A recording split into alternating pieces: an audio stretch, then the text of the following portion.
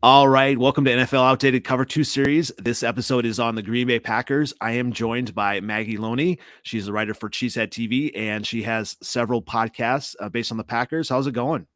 It's going good. Thanks for, thinking of me and having me on. This is a lot of fun. Absolutely. Well, it may or may not be fun for me this weekend. It's Bears Packers week, and I always joke with my Packer friends that it's always Bears first. Not like it's been Bears in first place in a while, but it is what it is. I do notice that. I'm in Kenosha, which is, right on the border of Illinois. And if you talk to Bears fans, it is Bears Packers week. And if you talk to Packers fans, it is Packers Bears week. So you always have to put your team first.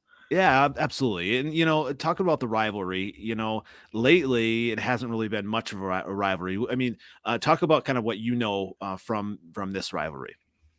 Yeah, so I mean, growing up, obviously, as close to Illinois as I did, I went to school with a ton of Bears fans. Mm. And actually, one of my first memories of like really being into football was the Bears Colts Super Bowl, Oh, which yeah. tells you, I guess how young I am, but just how It's all when I right. Yeah. started getting into football. So then, I would make like bets with friends at school, like, oh, I gotta take the Colts, I can't take the Bears.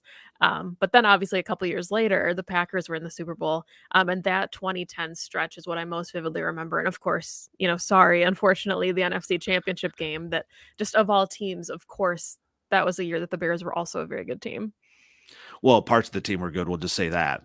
Fair. That's fair. Yes. Yes. That was the Caleb Haney year, I believe, Yeah. unfortunately. But yeah, I mean, and that's, kind of getting, right into, as a Bears fan, what kind of hurts is the quarterback position. I mean, we had Rex Grossman taken to the Super Bowl, Caleb Haney taking him to the NFC Championship game. Obviously, the Packers have had an abundance of riches with quarterback. Now, there has been a lot of drama with Aaron this summer. Are you on team Rodgers no matter what? I'm not on that team. I guess I'm on Okay. team whatever, is best for the Packers long term. And Yes. I know we're going to kind of talk about this, but I've always been under the impression, even before this season started, that Aaron Rodgers is going to retire if he wins another Super Bowl. Now, I Really? don't know if that'll change where he'll be like, I'm still playing at an MVP level. I got 5 years left in the tank, 10 years left. I'm going to be like Brady. Maybe that's his mindset, but I've always kind of thought he just looks at it as something that's unfinished. Brett Favre went to two, lost one. Yeah. Rodgers hasn't even gotten to two. Starr had two, won two. So I think there's like an onus for Rodgers where if he can get David Bakhtiari there and Randall Cobb and Devontae Adams and Big Dog Mercedes Lewis, get those guys a ring, he can ride off into the sunset and feel like he accomplished something that not many other quarterbacks have gotten to do. Yeah, I mean, it's as a Bears fan, it's tough to like him, but honestly, as a football fan, I do like him a lot. I mean, he is just he's one of the greatest of all time, and he has that drive, and you almost see that. I'm really scared for what's going to happen this year. Just he almost seems kind of on that tier of like Jordan and Tom Brady, where he has that extra edge to him. Well, he'll find something to just kind of almost like manufacture, just that drive to be great. And I mean, do you see him then, just getting to that pinnacle this year and winning the Super Bowl and just kind of retiring like that? Or maybe if he gets there and he doesn't win it, does he retire as well? Yeah, that's really tough. And I mean, I think the tricky part about all of this is that this is one of the best teams that he could realistically play with. And, I know the rumor, especially on draft night, talk about just wanting to enjoy the draft and see what Mhm. happens. We got Jordan Love last year, and Packers fans are like, okay, nothing can cause drama this year. You have the quarterback. Right, right. What corner are we taking? And then the news comes out about Rodgers. But even if you're thinking about like the Broncos or just the amount of capital the teams would have to give up to acquire Aaron Rodgers, those teams are getting worse. So if you talk about Mhm. like all the all pros that he's playing with right now, his left tackle is one of his best friends. He gets Randall Cobb back. It was just hard for me to picture him going somewhere else when I think arguably, especially in the division that he's in right now, knowing that some Mhm. of the teams are rebuilding, you know, if he goes to Denver, he's got to deal with Patrick Mahomes twice a year and Justin Herbert twice a year. Right. So there's a lot to be said about him just staying where he is, where he's comfortable with an offense that he likes to operate and taking one more run at it. Do you realistically then see him as a Packer in 2022? I think if the Packers get close again, like if they get to the NFC Championship game and something happens again, I could kind of see them coming them wanting him to come back, but I also think that the team as a whole is going to look really different. You know, I with especially with the cap, the Packers are well over the salary cap right now, and I think it's scary. We're talking about, the team kind of imploding. You don't know if you're going to get Mhm. Devontae back. There's a Right. lot of really expensive players on this team that this is kind of their all-in year. So when they talk about a last dance, you're thinking that a lot of these guys, this is definitely their last season in green and gold. So I think if Rodgers wanted to stay, the Packers would be amicable to him returning. But I think he's probably one of the few guys that actually has a shot to come back next year. Yeah, I mean, they would be fools not to say yes to him. I mean, it's just, I mean, as a Bears fan, I dream of him not being in the in the division. But I mean, you just when you have a talent like that, I mean, you even look back to, I'm a Jordan fan, and look back to, what they did to him, and just how long it took them to get back to Yeah. relevancy, and I'm not sure. I mean, we can kind of get into, what you think of Jordan Love. I mean, but here's the thing, Jordan Love, I just don't see him necessarily being anywhere near Rodgers. I mean, have you seen enough from him that he, could be a decent, quarterback? Or I mean, what are your realistic expectations for Jordan Love? I think it's really hard because when I first started watching football, obviously it was Brett Favre, and I can vividly remember my Mm, dad saying, like, "This is Brett Favre. You will love him 50% of the time, and you will just wonder what the hell he's doing for 50% of the time." And that yeah. was my introduction to football. And then with Aaron Rodgers, it was like, wow, he protects the football better than anybody we've ever seen. Mhm. So to have two Hall of Famers and then think about potentially a down to earth moment where your quarterback, he could be good, he could be serviceable. My husband's a Brown fan, so he could be like Mm, Baker Mayfield, or like somebody who yeah. can maybe get the job done, but to not have, the surefire Hall of Famer in the gold jacket is something really interesting. And I do feel for Jordan, like from a personal perspective, that all of this continues to happen. And, his first start was at Arrowhead. So I don't think Mhm. it's kind of fair to assess that one game with the offensive line he had in the loud environment. But, you know, I would kill to be a fly on the wall at practice to see kind of how the coaching staff feels about him because outside of preseason, we haven't gotten any real looks at kind of what he can do. Yeah, like, on your, podcast, have you talked about the last couple years, like, how he's kind of been, kept under wraps, so to speak, or Yeah, I mean, there is this kind of, you know, the Packers front office was never going to say, okay, yeah, he blew the Chiefs game. Let's keep Mm, Rodgers for 3 more years. And they were never going to say, wow, he beat the Chiefs at Arrowhead. Like, time to move on. So they clearly know a lot that we don't know. But it is interesting that and I think a lot of it largely was, he was drafted during the COVID season, so we didn't get mhm. to see him in that first preseason, but I just feel like he's one of the biggest NFL anomalies right now because we haven't gotten a good look at him. So, I mean, and he got hurt in one of his 3 preseason games this season. So even then his sample size is so much smaller than I think we would have liked to see. But I do think that there is a comfort in year 2 and, say what you want about teammates being good teammates, but when guys like Aaron Jones are giving you praise, I think that has to mean something. I don't think they're just saying it, for your confidence or for your ego. So it sounds like players at least think that he could be potentially the guy if he does take over. Yeah, I mean, obviously, that would be a huge mantle to take, but, eventually it's gonna have to happen. Right. And, if it's Jordan Love or Kurt Benkert or somebody they draft, God forbid, in the first round of this season, like this draft class, then eventually you're right. Somebody does have to follow Aaron Rodgers, and that's going to be tough regardless. Is there anybody, I mean, I'm sure you're hoping later on in the draft, is there anybody that you would prefer in the draft, like, if it was a kind of a steal? That's tough. I mean, I know, like, one of the jokes was that you could take Baker Mayfield and send him to the Browns because I think he could win with the Browns. They have a really nice roster right now. Yeah? I saw people on Twitter talking about, trading him for Justin Herbert, and there's no way in hell that No. the Chargers make that trade No way. given who Herbert is. But Yep. yeah, it's tough. I mean, I think they're gonna ride with Love. I think if the decision is to move on from Rodgers, Love will get at least 2 years, would be Yeah. my guess. Yeah, and you kinda look back to, I mean, it's easy to kinda look back with a prism with Rodgers. I mean, there were some questions as well when he first started, right? Yeah.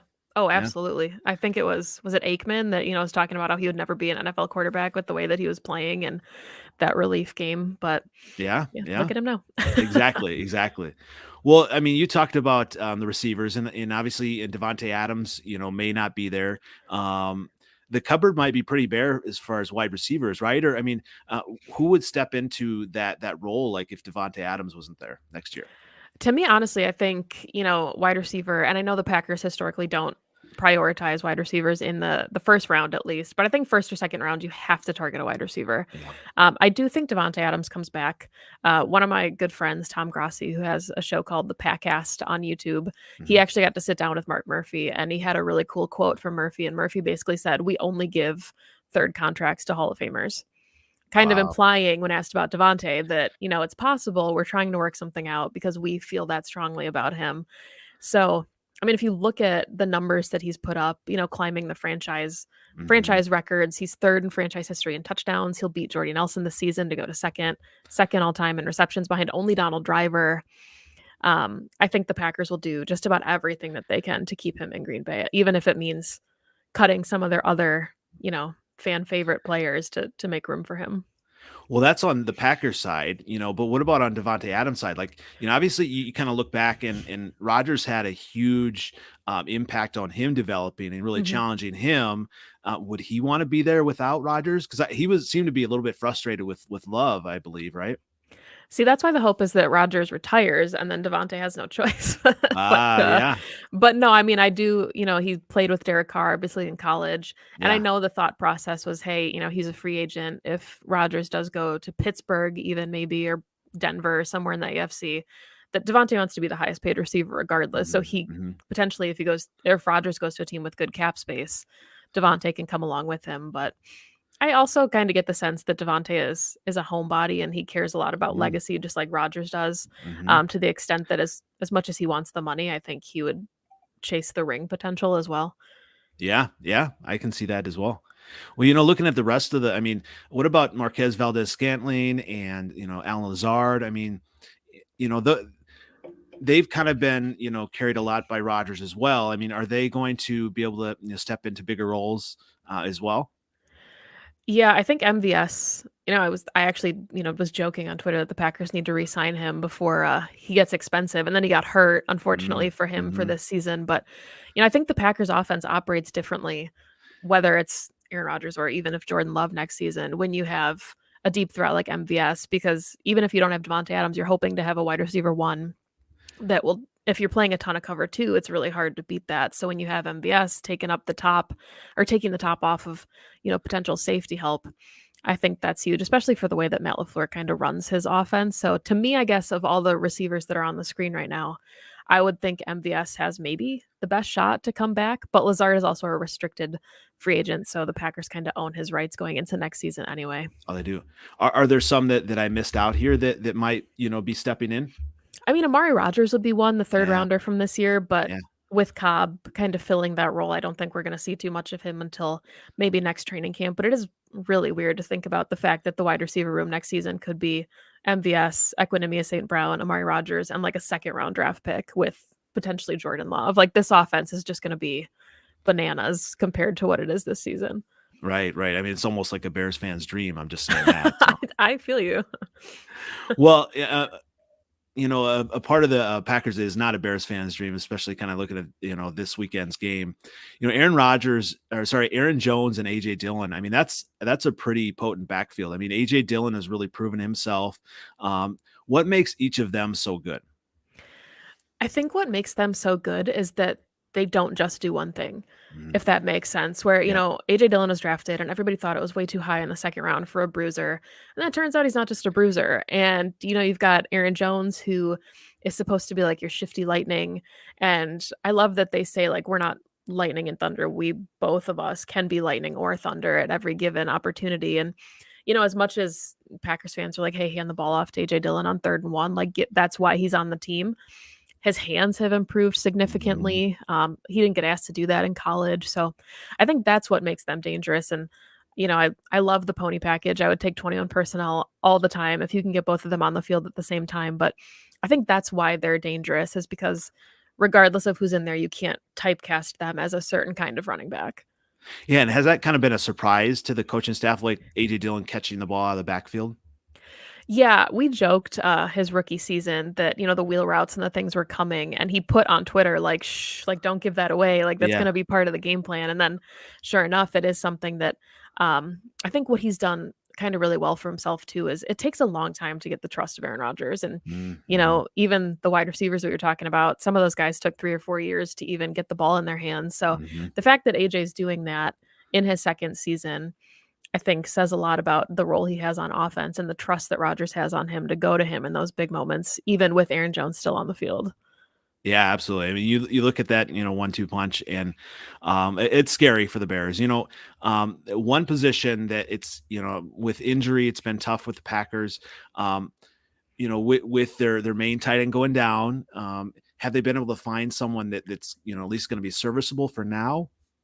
Yeah, I love talking about the tight ends because you obviously Yeah, have Jimmy Graham now with Chicago. That yeah. was an It's interesting it's really experiment. the ghost of Jimmy Graham. He only practices when he wants to, basically. So he takes the Veterans Day off usually. Yeah, So I mean, he helped out the Packers in that divisional round against Seattle, he but did.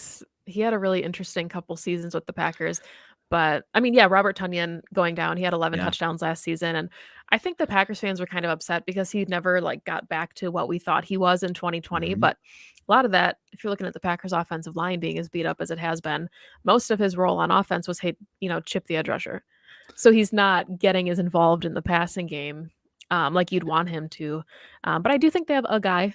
I think that Josiah DeGuara has kind of shown that he can be the next man up, at least in Hmm. this tenure of the season, I guess you could say. He got his first NFL touchdown a couple weeks ago. He had a couple nice conversions against the Rams a couple weeks ago as well. So I think he's one of those guys that's slowly working on gaining Rodgers' trust, but Hmm. then he also had a couple boneheaded missed opportunities where Rodgers had to call timeouts where he like wasn't in the right alignment. So Oh yeah, yeah, you don't mess with Rodgers on those.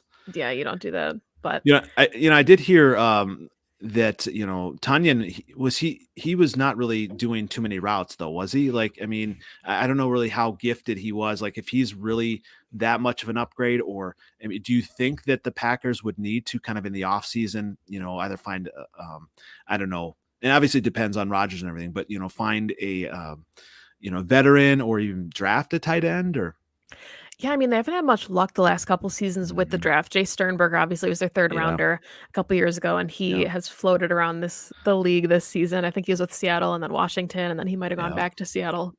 But yeah, I mean, I think that they're really missing a Jermichael Finley in Yeah. their offense.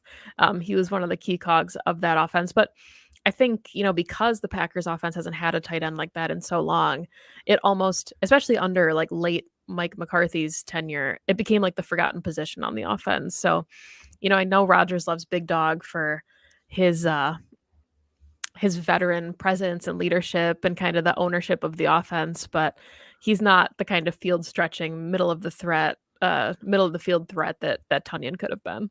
Yeah, yeah. I mean, he was really starting to merge that, So it's tough, to see a player, and there have been so many injuries this year, and it's really, I mean, that's been interesting. Looking at even the defensive side, I mean, there have been a lot of injuries, but surprisingly, the Packers have been better than they have been in the past. What are you seeing there with the defense?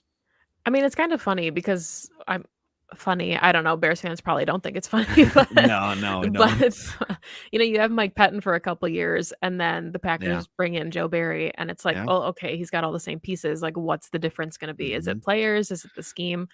Turns out it was honestly probably some of Mike Pettin's scheme. He played a Hmm. ton of dime, most in the NFL. And now we're seeing a lot more base, some penny even from Joe Barry. We're seeing a lot of nickel. Nickel is kind of Joe Barry's base, where he's getting his slot corner involved a lot more. So, and I think just the caliber of play, Mike Pettin's defenses were always kind of sloppy, and it was like a bend don't break until you got to the red zone, and then you broke, and then just Yeah, your yeah. defense is gassed because you're bending and bending. Um, Granted, with Joe Barry's defense, if you get into the red zone this season, you're putting up some points, but the turnovers are increasing significantly. The tackling, I think the Packers are one of the best tackling defenses in the NFL this season. So just those little things are making a huge difference in the way that the defense is operating. Well, I had a chance to interview the 2021 Chicago Bears fan of the year, and she's really close to Adrian Amos, and is Nice. still a really he actually ended up buying tickets for her son to go to one of the games. That's When awesome. and just I've heard really good things about him, and not only that, he's been doing well with the Packers, hasn't he? Yeah, he is one of my favorite Packers on the Mhm. team, and, he's one of the captains this year on the defense, which is nice. He absolutely deserved that, and when he came in with Zadarius Smith and Preston Smith and Billy Turner, in that 2019 free agent class for the Packers, he kind of felt like the forgotten guy. Mhm. And a lot of Bears fans I know were like, "Okay, well, we got HaHa Clinton-Dix, you got Adrian Amos." It's a wash, but You're right. I really, at this point, feel like if the Packers can only keep one of those 4 guys next season, it would be Adrian Amos, and it would not be close. I think that Yeah. he is the perfect safety for a Joe Barry defense. He plays a ton of safeties in the box, and Amos has been doing that, so well for this defense this season, and to pair him with somebody like Darnell Savage just, makes you feel a lot better about the back of the defense than you have, in years previously.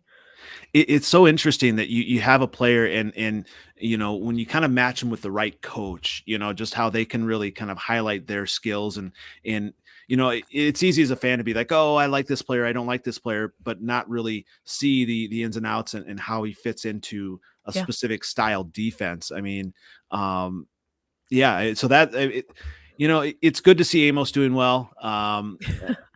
It's tough to see it for the Packers.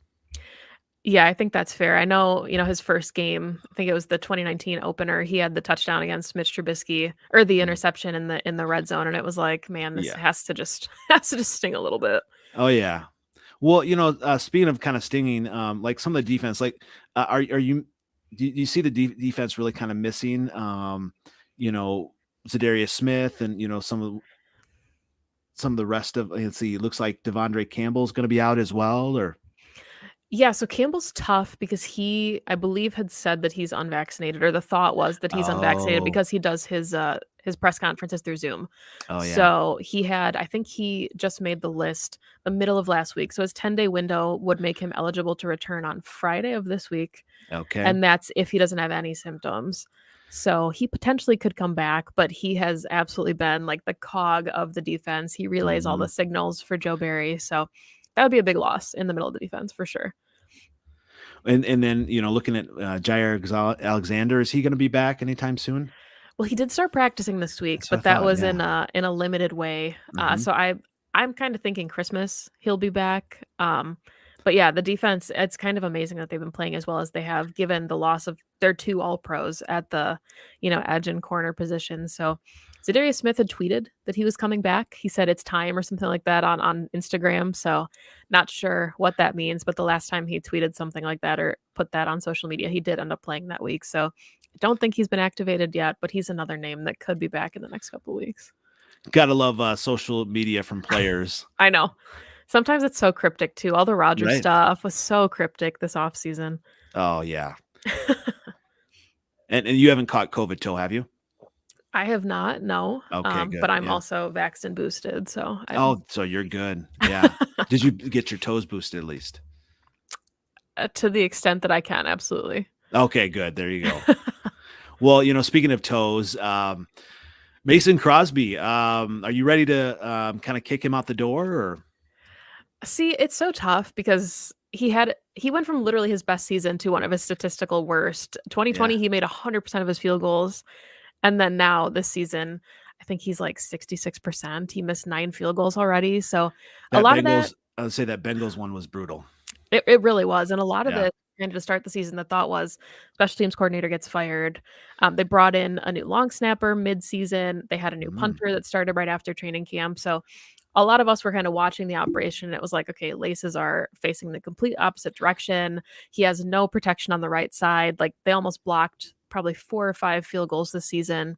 So we're like, okay, it's not Mason. It can't be Mason.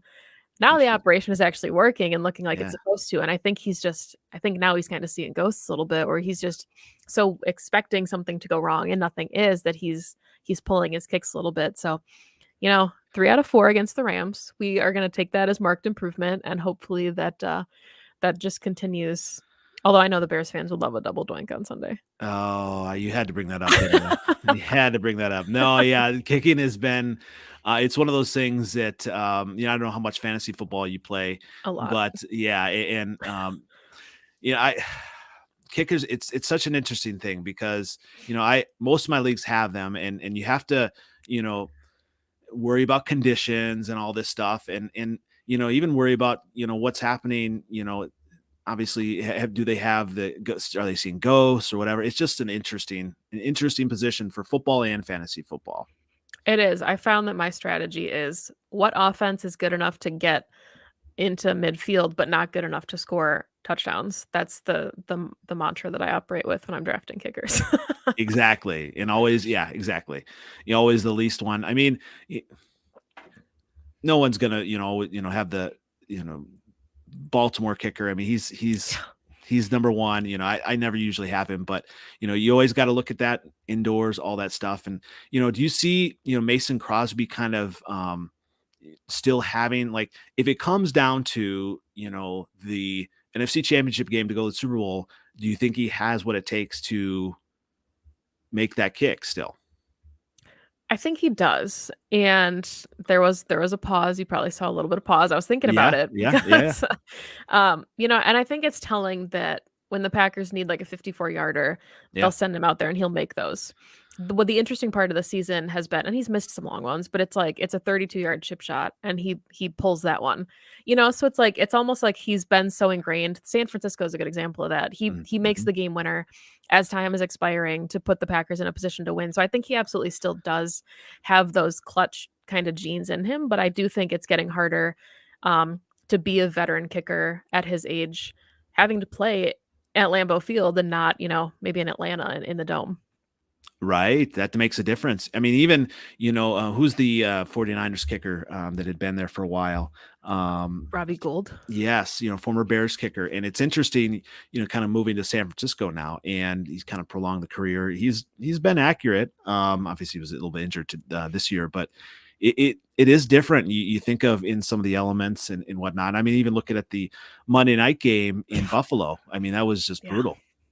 Yeah, that was, I mean, we were filming a show, but we had the TV on in the background. And I'm like, I don't think I've ever seen goalposts just actually kind of wobble the way that they were in Buffalo on Monday night. So Yeah. Yeah. glad I wasn't in the stands for that one.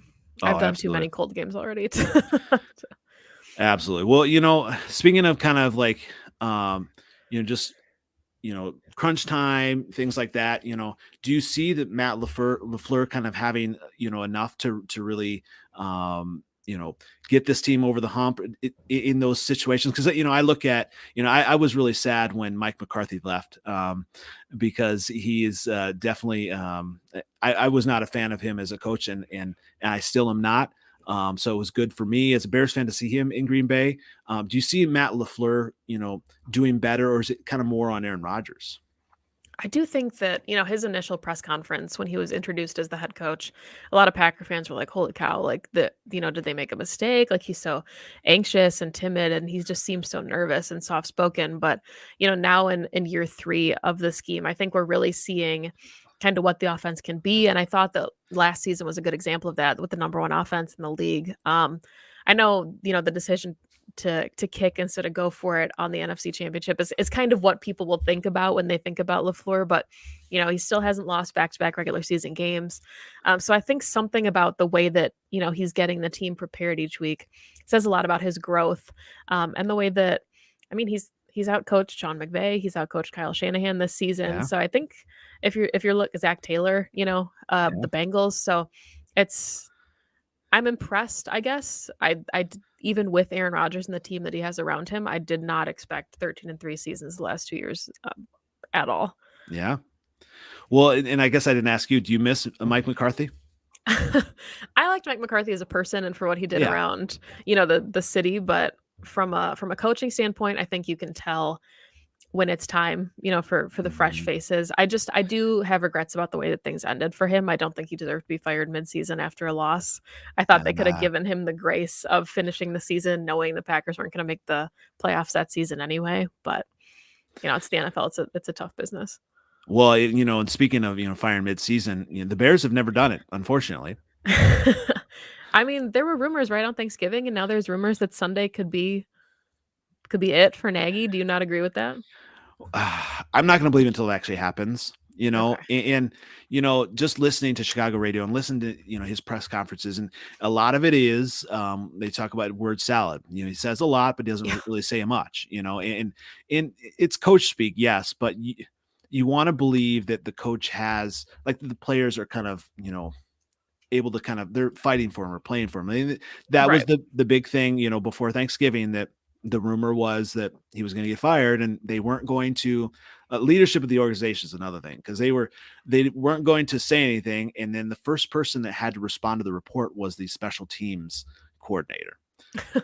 So it was really backwards, bizarre. And then George McCaskey had to come to the locker room on Wednesday to kind of let players know, because Cole Kmet was saying basically he thought it was a distraction. And basically the thing is, like, if you have players that are saying this is a distraction, Right. right there, you've lost the locker room. And at what point, do you think that, like, Matt LaFleur, that he solidly has that locker room other than Aaron Rodgers?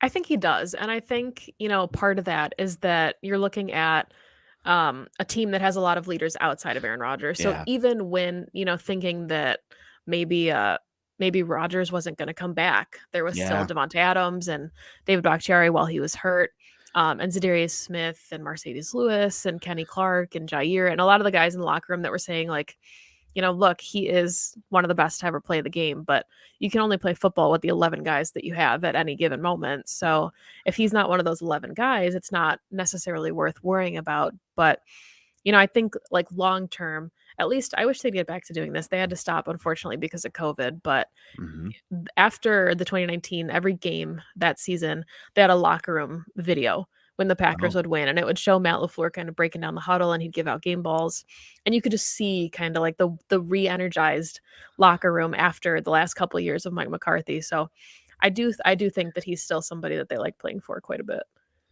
And as a podcaster and as fans, do you trust the front office?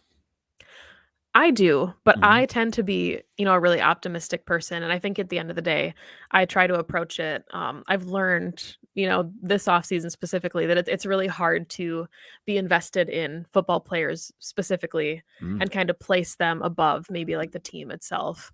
And I understand the flack maybe in the way that Goody kind of handled the Jordan Love decision making. But at the end of the day, I think if you look at all the other moves that he's made, I think that he's building a championship caliber roster, and we've seen it the last couple seasons. Taking over for Ted Thompson was hard, and Ted Mm. Thompson got the same amount of flack when he moved on to Aaron Rodgers and drafted Aaron Rodgers and, said goodbye to Brett Favre. So it's not easy when you have a player of that caliber that you're thinking about getting to the tail end of their career. So I think Rodgers deserved more respect in all of that happening, but I also think that, I respect the front office for having to make the decisions that they made. Yeah, and then did Rodgers kind of blow it out of proportion a little bit, or? I I think that, the who leaked what part of it was Yeah. definitely kind of like a media game. And then Mark Murphy, I think he's a wonderful person, but calling him a complicated fellow, like, there were a lot of layers that went into it that just could have handled it a little better. But, I do think that, and I've always felt this way about every position in the draft, is, the best time to take one is when you don't need one. I Yeah. wouldn't want to be Pittsburgh this season. I wouldn't want to be a lot of teams, Nope. Saints, that are, Yep. potentially having, because if you think about the Packers, I mean, I know the Bears actually traded up for Justin Fields a little bit, but, Mhm. the Packers weren't going to be in the top 10, and you're hoping, at least for the rest of Aaron Rodgers' career, to draft a Mhm. quarterback. Yep. So if someone falls to the late round, the late first round, and you only have to give up like 4th round pick to go up there and get him, and even if he sits for 4 years, whether he's, it's not like the Packers aren't unfamiliar with first round draft busts. Like, Right, if he right. doesn't pan out, it's not the worst thing that's ever happened. Yeah, yeah. And speaking of kind of draft, what are some of the draft needs that you see for this team? Obviously, you said wide receiver, definitely. What do you see kind of in some of those later rounds that you'd like them to go after? Yeah, so I'm a big Zadarius Smith fan. I love him. I bought his jersey literally the day that he signed with the Packers, because he said he called his mom and told her she could retire because of Oh, the money cool. that he had just made. So I was like, Yeah. okay, that's a good guy. But I think this is his last season probably with the Packers, because he's one of those really expensive contracts. I Mhm. think the Packers were smart to take Rashawn Gary when they did Mhm. in the 2019 draft, because now he's probably going to be his edge room. But Packers love to draft edge rushers early. I think he could be one of those guys. Absolutely. Edge could be really early for them, wide receiver. But late rounds, it's almost always the offensive line. The Packers are Mhm. known for their prowess at finding the offensive line. So could absolutely see O-line, could maybe see a third running back. Mm, depending on, Kylan Hill and how he is able to recover from his ACL injury, and then maybe a tight end, maybe a kicker. maybe a kicker. Yeah, it's interesting. I forgot about Kylan Hill. So he's injured now? He is, yeah, he took a kickoff out of the end zone and hurt his knee really bad. But he was a fun one. I kinda comped him, or not comped him, but I loved, Khalil Herbert too, so it was kind of funny that Yeah. Khalil Herbert ended up with Chicago, and then, Kylan Hill ended up in Green Bay. It's fun to see their careers together. Yeah, Herbert's going to be a good addition. I mean, Montgomery obviously coming back, and the Bears are set as far as offense. We'll see coach wise. This season, I'm not looking for much. You know, it is what it is. You got to be realistic, and being realistic. What do you see from the rest of the season? And then we can also you can predict the score for this Sunday's Packers or Bears Packers game. We'll say it that way. Yeah, so before anybody calls me a homer, I Yeah. did, I just because of the work that I do outside of my regular 9 to 5, the Yeah. chancellor, whenever she sees me on our college campus, likes to ask me, what's gonna happen with the Packers any given game or season. So I did say week 1 that I thought the Packers were going to the Super Bowl. Oh, there So you go. that is still my prediction for this season. I think it's the year that Matt LaFleur gets over the hump. Yeah. I don't know if they'll win the Super Bowl, but I could see them going. Yeah. The way the AFC looks right now, I'm not, too sure who would be joining them. But, you know, hopefully it's not the Buccaneers in the NFC Championship game. I don't need any more demons to be exercised, I guess, at this point for Rodgers and LaFleur. But I'm standing by what I said week 1, even before the week 1 blowout. I think that was kind of an anomaly at this point. I'm sorry to do it to you. I think 35-17 is my score prediction on Sunday.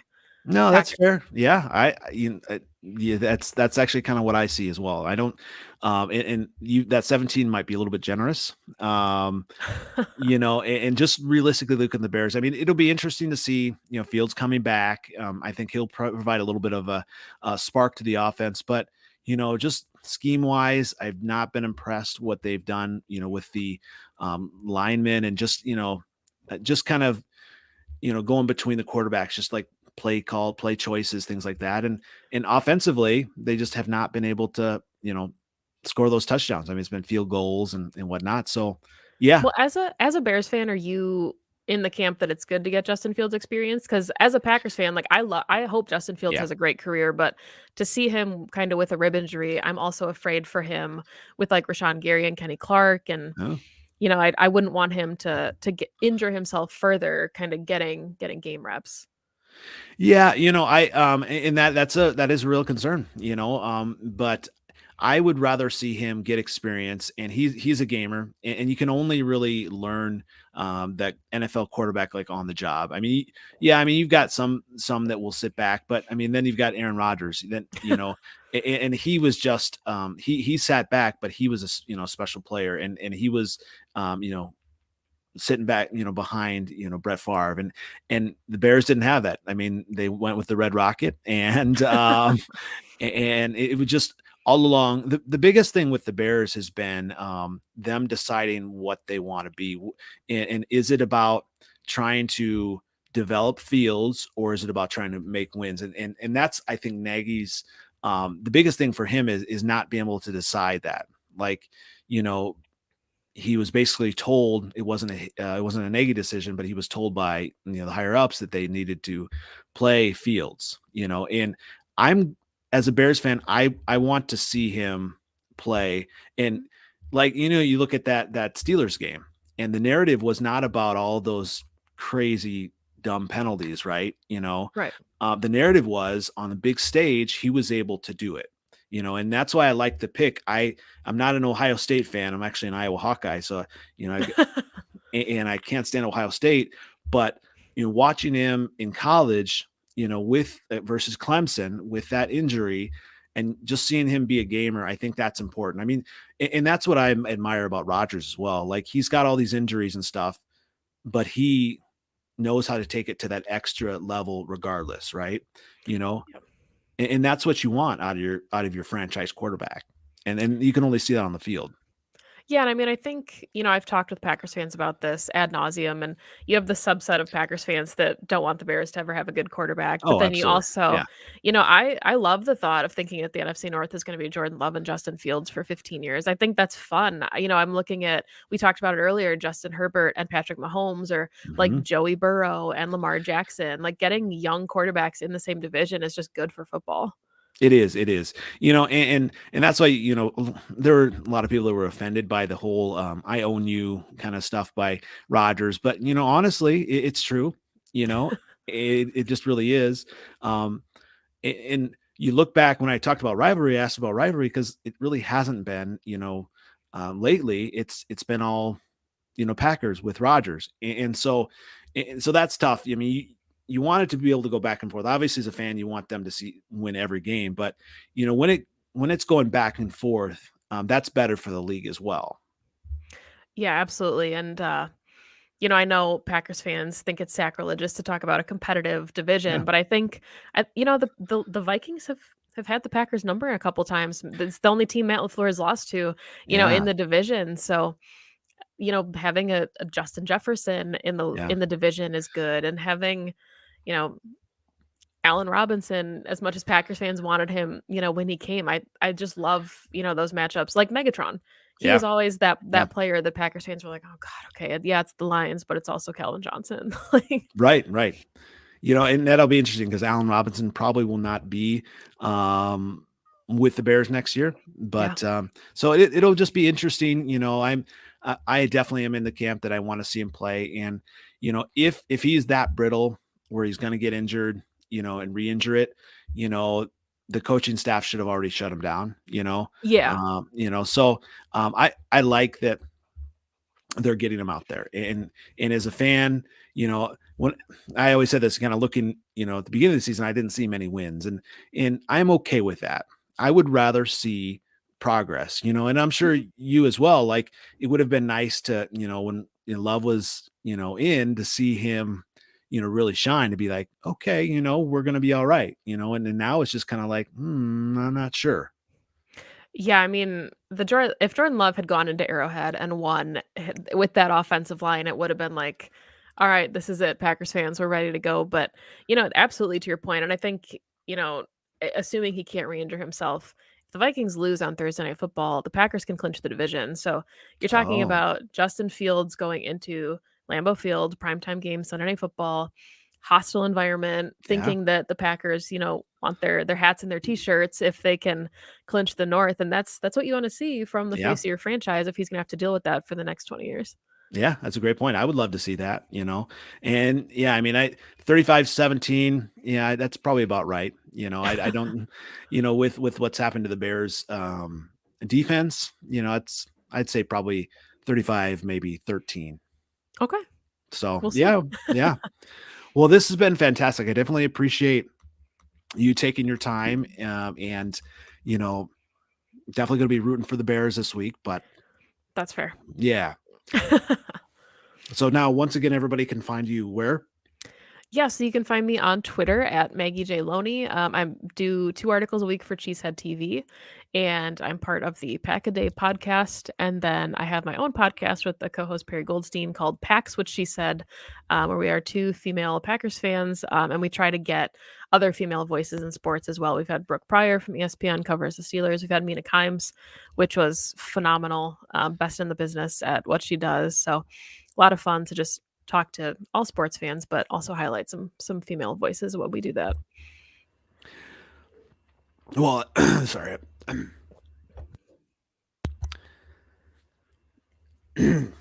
Losing my voice. Little scared for this game.